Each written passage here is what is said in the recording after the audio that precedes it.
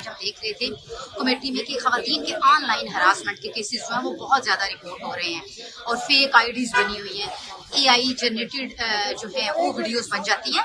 کیا کہیں گی as a secretary human rights کہ کمیٹی میں آج کون کون سے اداروں کو ہونا چاہیے تھا جن سے پوچھا جاتا, جن سے بریفنگ لی جاتی؟ دیکھیں جی, آج جو ہماری وومن کاکس نے میٹنگ کی ہے بڑی امپورٹنٹ میٹنگ ہے اور میں شاہدہ رحمانی صاحبہ کو اس پہ اپریشیٹ کرتی ہوں. وقت بدلنے کے ساتھ ساتھ اور ٹیکنالوجی ایڈوانس ہونے کے ساتھ ساتھ یہ جو آئی ٹی کا سسٹم ہے اس کے امپروو ہونے کے ساتھ ساتھ جو ہے خواتین کے خلاف تشدد کی نیچر بھی جو ہے وہ چینج ہو گئی ہے. اب خواتین کو ہراس کیا جاتا ہے بذریعہ ان کو آئی ٹی ریلیٹڈ انسٹرومنٹس کے ذریعے.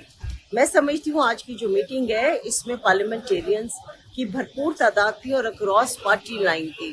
وہاں ہم سب صرف ایک عورت بن کے گئے تھے تاکہ خواتین کی ہراسمنٹ کے جو ٹولز ہیں ان کو کنٹرول کیا جائے اور ان کے خلاف ہونے والی ہراسمنٹ کو جو ہے کنٹرول کرنے میں ہم اپنا کردار ادا کر سکیں. ساتھ ہی ساتھ یہ بھی ہونا چاہیے تھا کہ اس میں لا انفورسنگ ایجنسیز کے جو نمائندگان ہیں وہ بھی شامل ہوتے اور اس میں جو ہمارے آگے امپلیمنٹ کرنا ہے جنہوں نے لا کو, جس میں ہماری جوڈیشل سائیڈ آ جاتی ہے, وہ بھی ہوتے. سول سوسائٹی آرگنائزیشنز ہوتی ہیں جو لوگوں میں سینسٹائز کرتی ہیں اس ایشو کو.